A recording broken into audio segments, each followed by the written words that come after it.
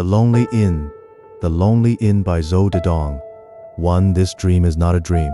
2. The underground registration room. 3. The desk drawer. 4. From heaven to hell. 1. This dream is not a dream. There was a man who, just like me, wrote horror stories for a living. I did not have half his talent. He and I were both Northeasterners, both from Heilongjiang, both from Yan County, both from LILI-D town, and we were even neighbors, with 3 houses between us. His name was Peng Pengla, and he worked at a cultural center in one of the cities. Most people would think Peng Pengla was influenced by me, but that was not true. He was the first one to write horror stories. He had a sack full of rejected manuscripts, and once a newspaper even came from far away to interview him. Back then, I was unemployed back in my hometown. So I started following his example and wrote horror stories too. What was interesting was that Peng Pengla, who wrote horror stories, was especially timid. He only dared to write in the daytime, and at night he crawled under the covers early and went to sleep.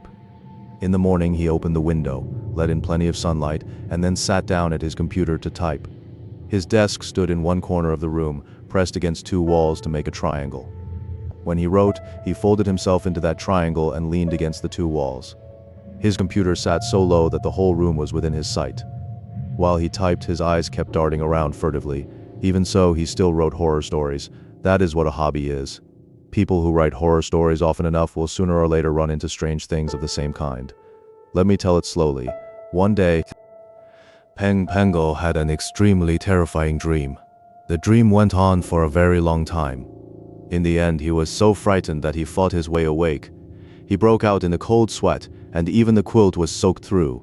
After he woke up, he turned on every light, opened his eyes wide, and did not dare sleep again. Only when full daylight came did he suddenly think, wasn't such a horrible dream perfect material? That thought thrilled him. That night he specially invited several of his closest literary friends over for drinks, and then he told everyone about that marvelous story idea, scaring them all rigid. Afterward he gave them a strict warning, do not pass it on. In this world, what secret can possibly stay hidden? None. I have spent years in the horror story trade and seen plenty, but his dream really did make my skin crawl. He was not the protagonist of what he dreamed. He was only a spectator. Or rather, his body did not exist at all. He could neither resist nor flee. He had only a pair of eyes left to watch. Luckily, the matter seemed unrelated to him. But once you have seen something, how can it possibly have nothing to do with you? What matter? In some desolate place outside town, there stood a lone hotel. It was raining hard. A thin traveler hurried along with his head down, wearing a black raincoat and black rain boots. His face could not be seen now and then. Thunder cracked and lightning flashed, but all you could catch was his mouth. His mouth was very small. At last he walked into that hotel out in the storm. Peng Pengla's heart hammered wildly. The hotel had lost power and was lit by candles. There was no one there in the heavy dark. Only one small window held a candle that flickered on and off. After the man came in, he took off the raincoat and draped it over his arm. He was pale, and his mouth really was very small. The thin traveler did not cry out. He only looked around. At last someone came out of the darkness at the end of the corridor. At first she was only a blurred image, and the thin traveler squinted hard to make her out. Her face grew clearer and clearer, and just when he was about to see it clearly, the candle suddenly went out. Startled, the thin traveler dropped his raincoat on the floor. A voice said, "Don't be afraid, the wind played tricks. I'll light the lamp right away and let you see me clearly."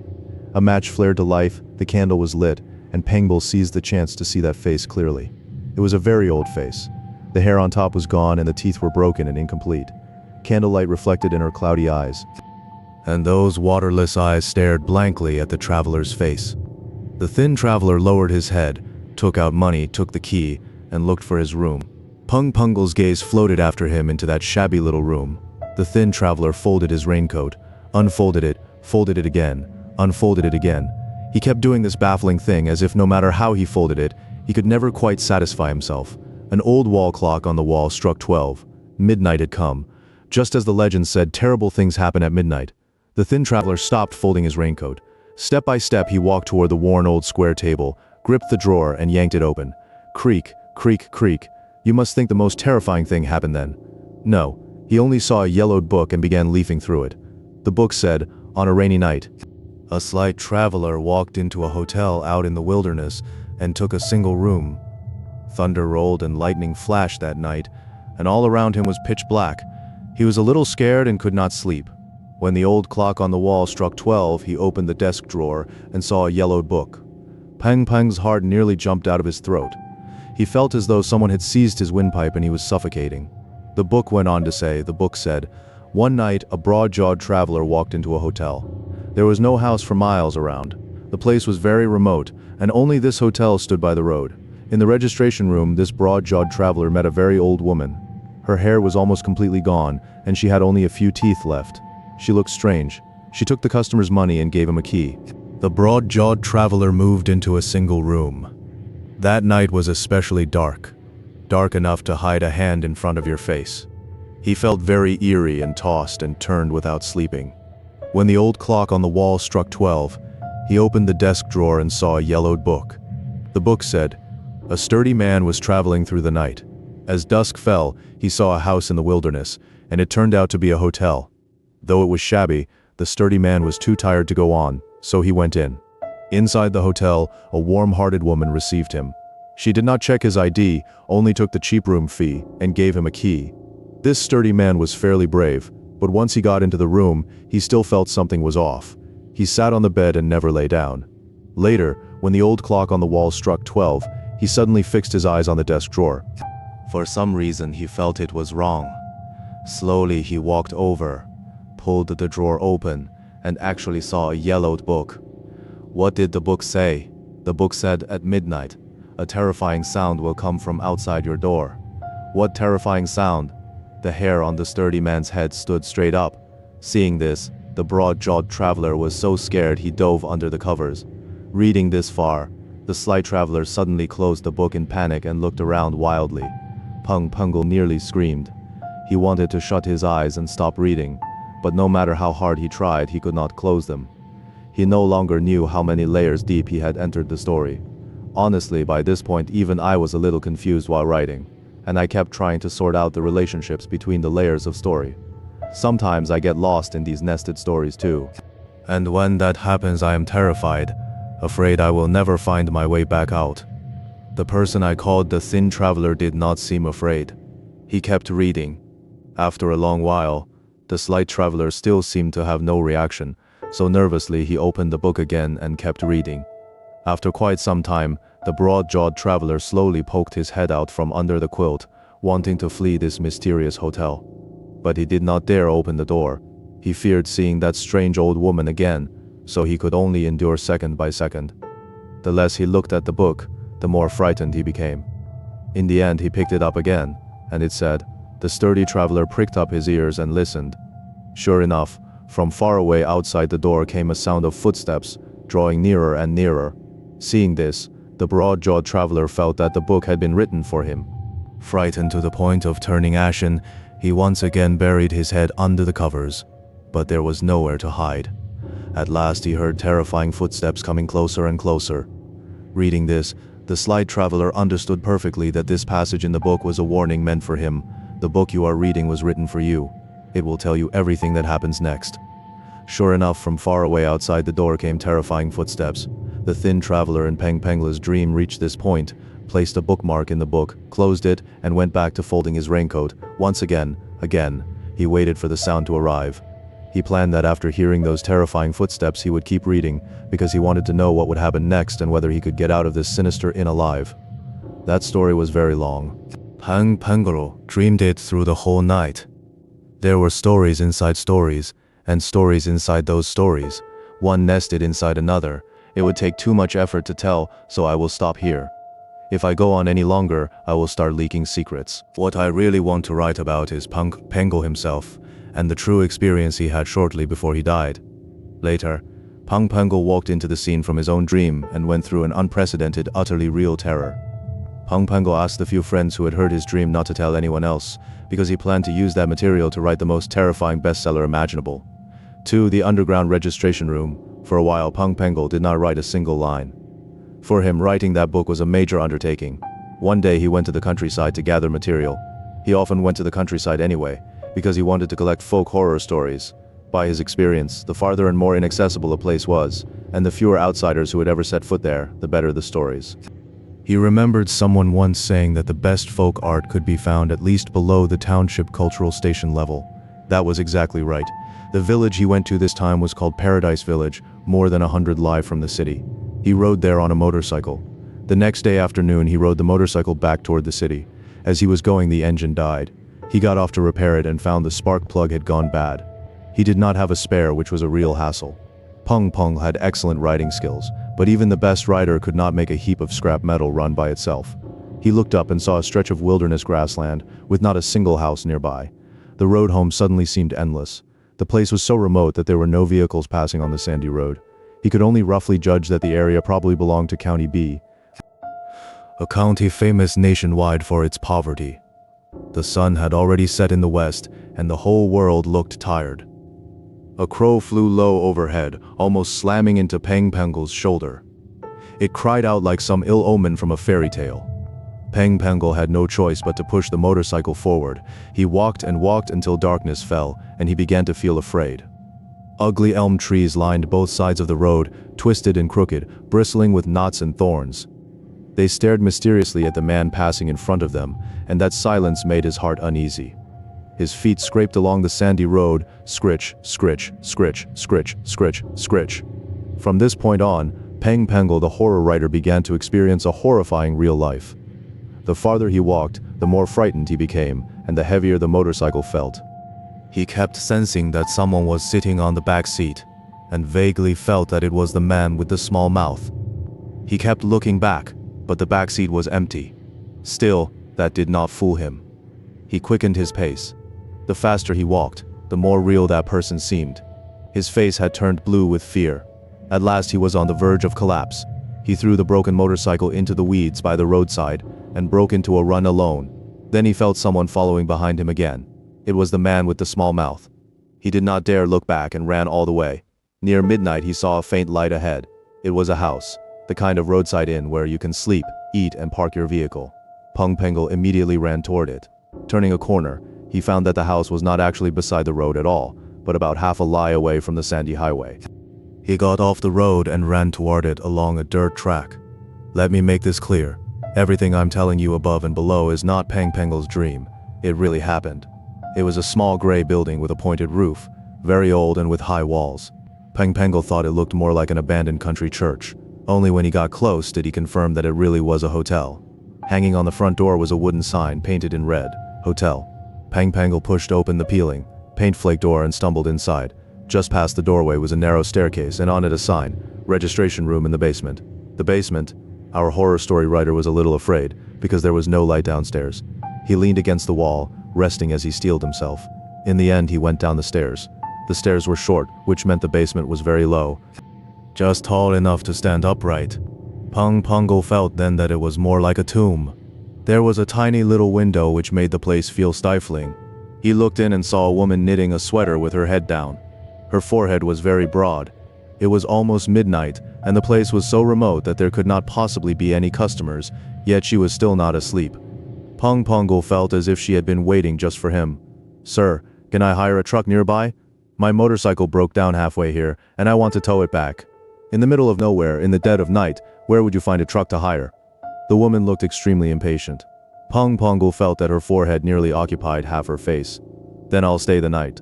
The woman opened the window a crack and tossed out a registration book, then continued knitting. The form in the book was a little strange. Name, sex, age, married or not, blood type, medical history, hobbies, where you came from, where you were going. Peng Pengel said awkwardly, "I don't know my blood type." Without even looking up, the woman said, "Fill in whatever you know." After he finished, he paid the fee and asked, "Don't you need an ID?" The woman did not even bother to answer. She tossed out a key, room 200. Peng Pengel asked in surprise, "How can there be a room 200? While knitting, the woman said, "Why do you have so much useless chatter?" He paused, then asked cautiously, "Do you keep cash in storage?" The woman said, "There are no other guests tonight. You are the only one. No one will steal from you." After thinking for a moment and not knowing what else to say, he took the key, left the basement, and went upstairs. When he reached the first floor, he hesitated and wanted to leave this strange ghostly place. Only then did he notice faint thunder rumbling outside. He had no choice but to drop the idea. What could happen after all? 3. The desk drawer. He went up to the second floor and, sure enough, found room 200. He opened the door and went in. The light in the room was very dim. There was only a bed, a desk, and a chair. Not even a television. On the wall next to the door was a tall sliding panel, which had to be a wardrobe.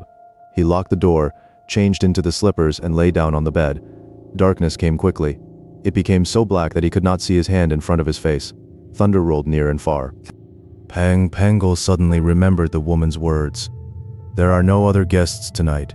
You are the only one." He felt a little afraid and a little confused. Since there was nobody else, why had they specifically put him on the second floor? The first floor was empty, and the third floor was empty too. The writer immediately felt that this was an extremely unfavorable floor.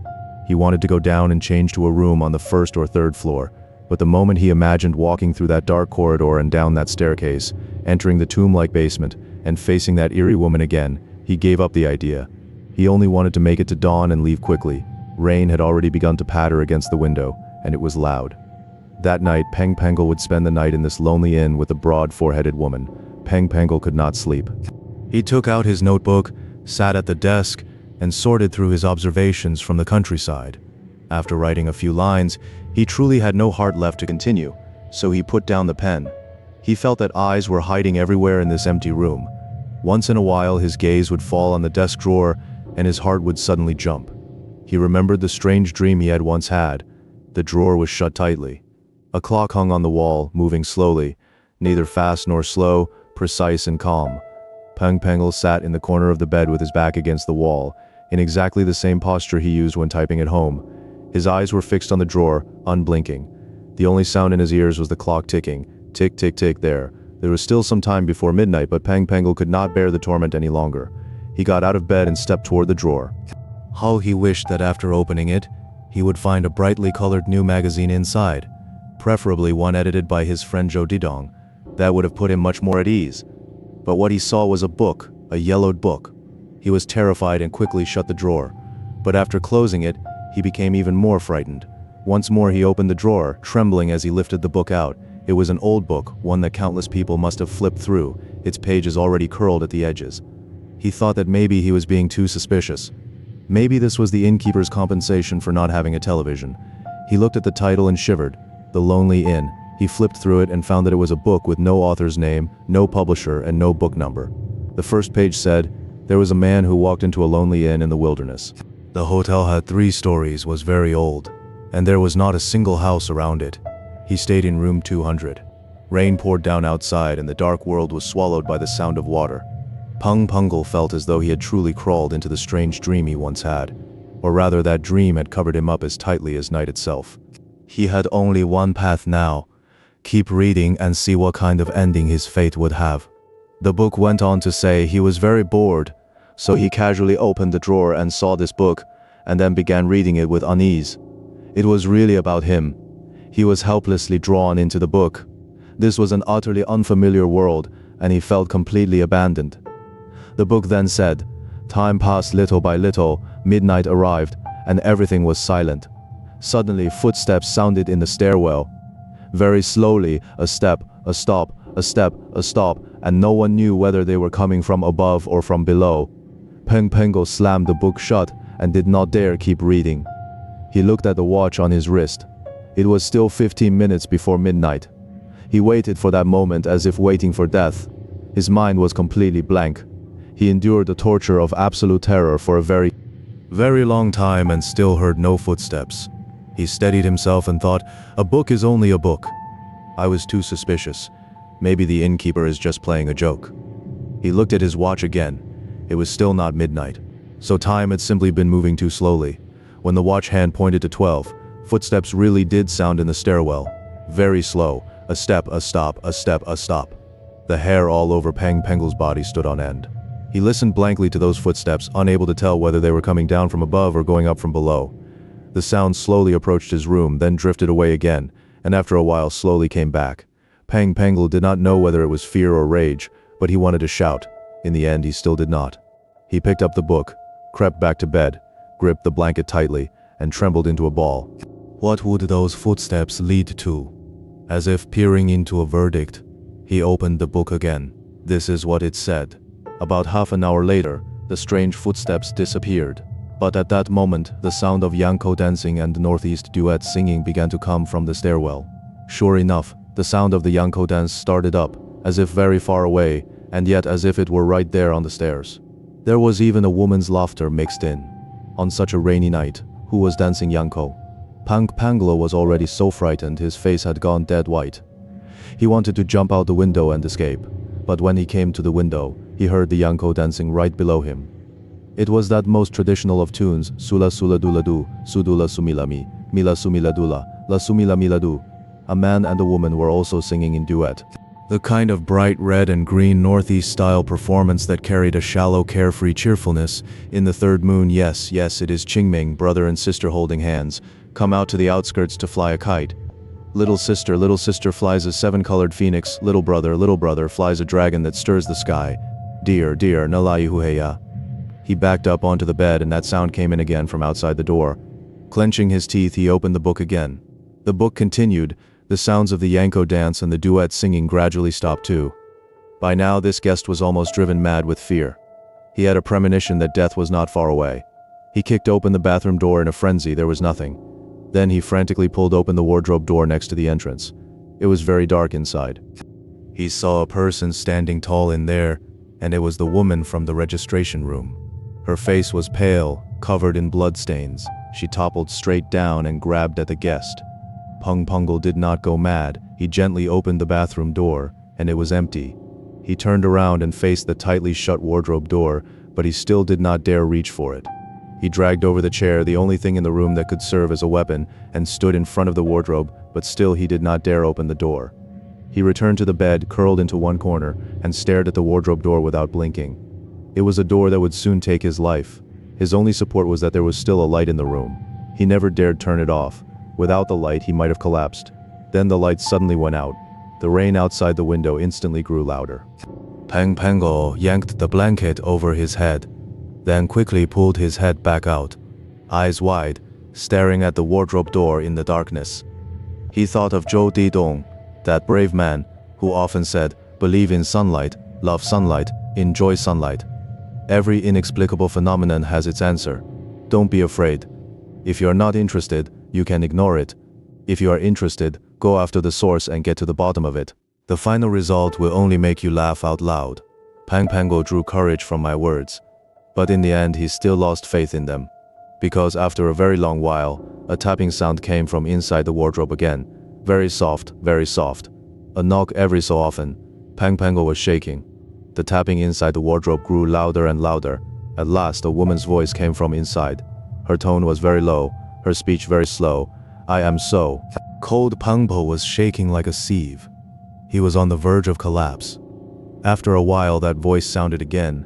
"I am so cold." By then, Pungle had already gone limp and could not even move. The voice grew even lower. "I am so cold." Then all of a sudden there was dead silence.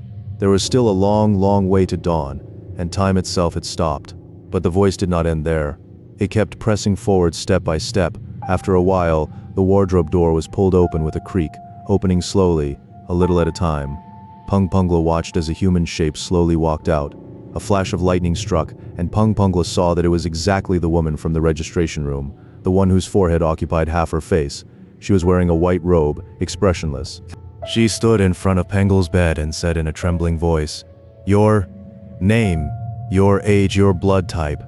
The voice floated and drifted without any texture at all. Pangle let out a ghastly scream and died on the spot. 4 from heaven to hell. The woman slowly took off the robe, lowered her head and muttered to herself, "Dead." After a while, a dim yellow lamp came on. Then the door creaked open, and another woman who looked exactly like her walked in. Her forehead also occupied half her face. She seemed to be holding a tape recorder or some other bizarre object in her hands. By the dim light, the two of them searched through Pangle's bag over and over, as if looking for his wandering soul. The light shone on their faces, pale and terrifying. Pangle's small corpse lay stiff and straight on the bed. The two women seemed to be performing some strange silent comedy, and Pangle's corpse was their prop. Poor Pangle's bag contained only a few bills, barely enough to buy a long-distance bus ticket. The two broad-foreheaded women lifted Pangle up, carried him down the dark staircase to the basement, and threw him into an unfathomable pit. Then one of them wrote in a notebook, No. 3. Name: Zhang Shengtao, the name on Peng Pengel's ID card. Sex: male, age 38.